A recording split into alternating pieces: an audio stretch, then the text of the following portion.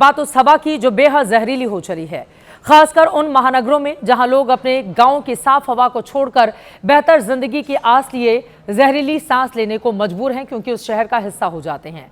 चूंकि जिंदा रहने के लिए सांस लेना जरूरी है, वो चाहे आम आदमी हो या फिर खास हो, चाहे जनता हो या जनप्रतिनिधि।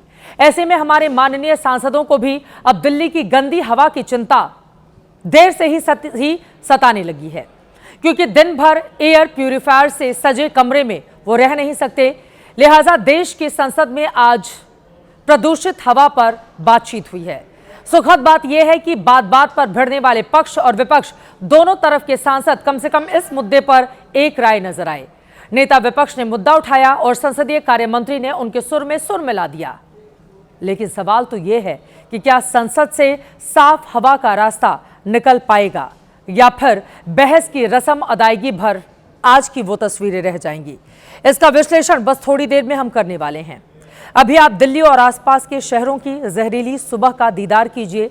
ठंड की सुबह में इस मंजर को आप धुंध समझने की भूल कतई मत कीजिएगा, क्योंकि कोहरे जैसा माहौल असल में गंदी, दूषित और जहरीली हवा का सबूत है। Kartavya Path, AIIMS, India Gate, ITO, Dhaula Kuan, Anand विहार, गाजीपुर और नोएडा, हर इलाके की हवा सरकारी पैमानों के हिसाब से आज भी बेहद खराब आंकी गई, जिस पर लोकसभा में नेता विपक्ष राहुल गांधी ने अपनी चिंता जताई, सरकार से चर्चा की मांग की, मिलकर समाधान तलाशने का सुझाव दिया। Most of our cities, major cities, are living under a blanket of poisonous air. Millions of children are getting lung disease. Their future is being destroyed. People are getting cancer. Older people are struggling to breathe. This is an interesting issue because I'm certain that there will be full agreement between the government and us on this issue. This is not this is not an ideological issue. This is everybody in this house would agree that air pollution, the damage it is doing to our people, is something that we would like to cooperate on. नेता विपक्ष ने अपनी बात कही तो जवाब में संसदीय कार्य मंत्री किरण रिजिजू ने भी बेहद सकारात्मक रुख दिखाया। उन्होंने भी वायु प्रदूषण पर चर्चा का समर्थन किया। Leader of the opposition Rahul Gandhi ji has made a statement in the form of suggestion. The member of the Congress party in the Business Advisory Committee had also raised this issue and some other parties, and from the government side also. And government from the day one had made our position very clear that on all important matters, government is ready to discuss and also to find out solutions, taking along the suggestions from all the members, including the principal opposition party led by Rahul Gandhi ji. हालांकि संसद से बाहर आते ही राहुल गांधी भी अपनी असली भूमिका में आ गए। प्रदूषण के मुद्दे पर अच्छी बातें की, लेकिन लगे हाथ वंदे मातरम और चुनाव सुधार पर बहस में सत्ता पक्ष की धज्जियां उड़ाने का दावा भी कर दिया। वंदे मातरम और SIR पे तो एक्रिमोनियस चर्चा हुई और मुझे तो काफी अच्छा लगा, क्योंकि दोनों डिबेट्स में हमने मतलब धज्जियां उड़ा दी उनकी। आपने अमित शाह को देखा होगा, डिस्टर्ब गाली तक दे दी सदन में, तो मेंटली डिस्टर्ब थे, प्रेशर में थे, और उसका रीजन है क्योंकि वो वोट चोरी में मतलब पूरा का पूरा ढांचा इन्वॉल्व है, वो तो पूरा देश जानता है। बाकी मुद्दों पर जो भी रहा हो, कम से कम प्रदूषण जैसे संकट पर एक दूसरे की धज्जियां उड़ाने वाली बहस नहीं होनी चाहिए।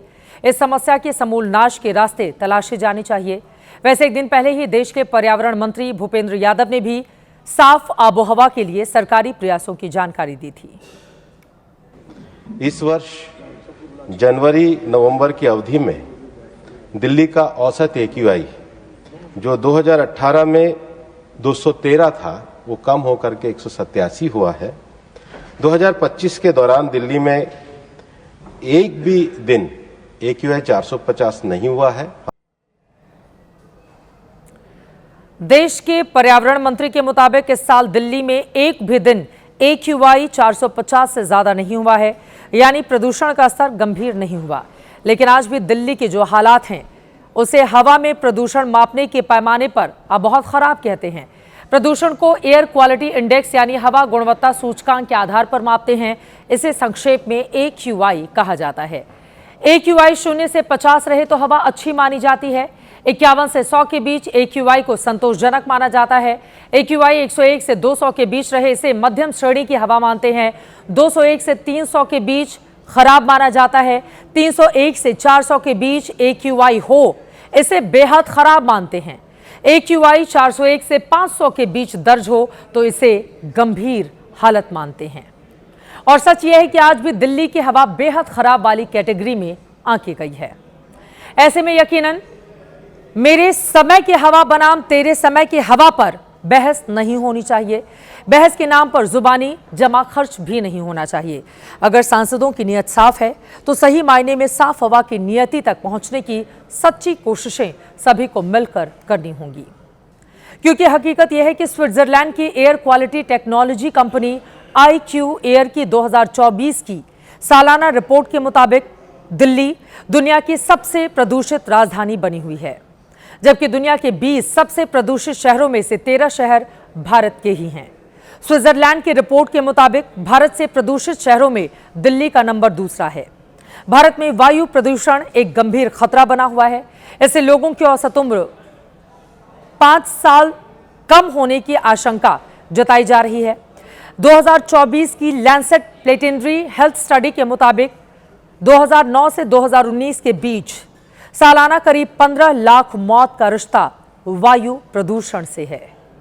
इसे लेकर राज्यसभा में CPIM के सांसद V शिवदासन ने सवाल पूछा।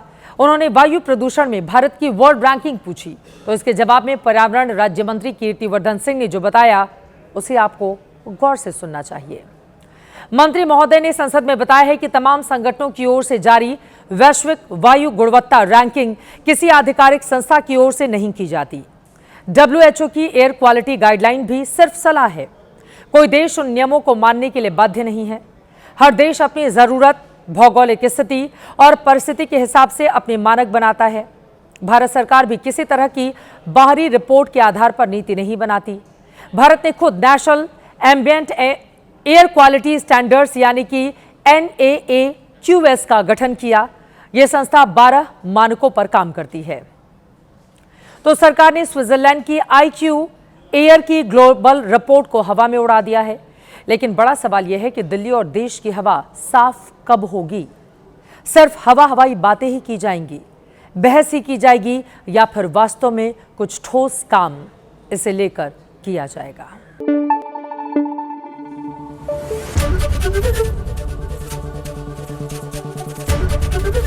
ABP न्यूज़ आपको रखे आगे।